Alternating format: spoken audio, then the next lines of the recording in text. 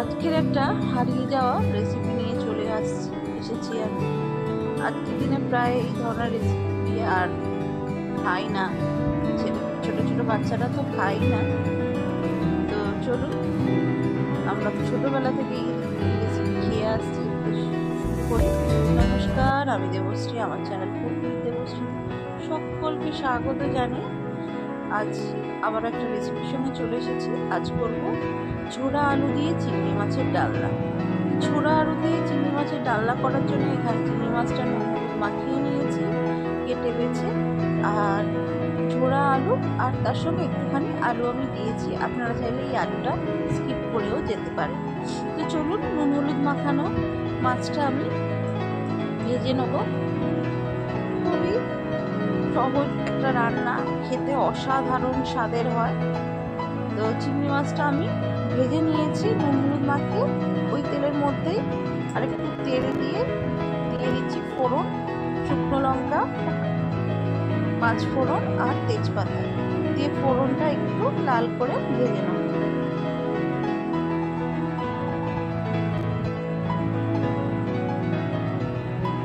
ফোড়নটা ভাজা হয়ে গিয়েছে, এবার আলুগুলো আমি দিয়ে দেব। দু রকমের আলুই দিয়ে দেব। দিয়ে আলুটা খুব ভালো করে লাল করে ভাজবে, না হলে কিন্তু তরকারিতে একটা লালা লালা ভাব থেকে যাবে, যেটা ভালো লাগবে। খুব ভালো করে ভাজতে হবে কিন্তু।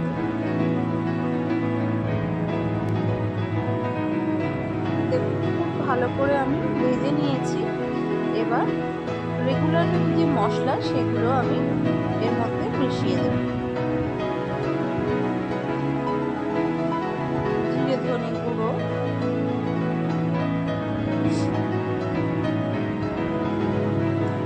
দিয়ে দেব লঙ্কা গুঁড়ো, হলুদ গুঁড়ো,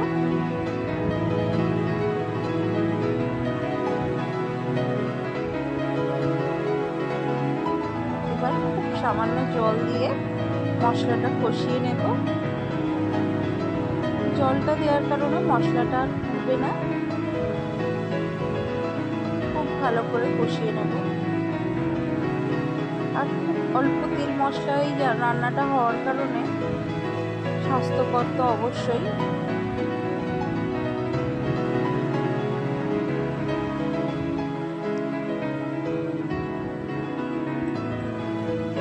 খুব ভালো করে কষিয়ে নিয়েছি। এবার পরিমাণ মতো জল দিয়ে দেবো। এই অবস্থায় কিন্তু আপনারা জল দেওয়ার পর প্রেসার কুকারে সিটি দিয়ে নিতে পারেন, কারণ এই আলুটা একটু সিদ্ধ হতে টাইম লাগে। আপনারা চাইলে কিন্তু প্রেসার কুকারেও দিয়ে দিতে পারেন সময় বাঁচানোর জন্য। দেখুন, আমি অনেকটাই জল দিয়েছি। আর জলটা এমন দেবেন যাতে তরকারিটা নামাবার সময় পাতলা পাতলাই থাকে, না হলে ঠান্ডা হয়ে গেলে আরো ঘন হয়ে যাবে। এই যে দেখুন, সিদ্ধ হয়েছে, বাট আর একটু সিদ্ধ হবে, বাকি আছে। আর যদি কড়াই করেন আমার মতো, একদম লো হিটে কিন্তু রান্নাটা করবেন। এই যে দেখুন, এবার প্রায় সিদ্ধ হয়ে গিয়েছে। প্রায় 25 মিনিট পর এটা লো হিটে আমি 25 মিনিট রান্না করছি। এবার আলুগুলো কিছুটা ঘেঁটে দেব। আলুগুলো ঘেঁটে দিলে কি হবে, তরকারিটা খেতে আরো সুস্বাদু হবে। এই যে দেখুন, আলুগুলো ঘেঁটে দিয়েছি। এরপরে এর মধ্যে আমি ভেজে রাখা চিংড়ি মাছটা দিয়ে দিলাম। দিয়ে আর বেশিক্ষণ সময় লাগবে না, মাছ দিয়ে বেশিক্ষণ ফোটাতে নেই তরকারি। তো এবার আর বিশেষ করে চিংড়ি মাছ দিয়ে 1 মিনিট মতো রান্না করে নিলেই তৈরি হয়ে যাবে আমার ছোড়া আলুর চিংড়ি মাছের ডালনা।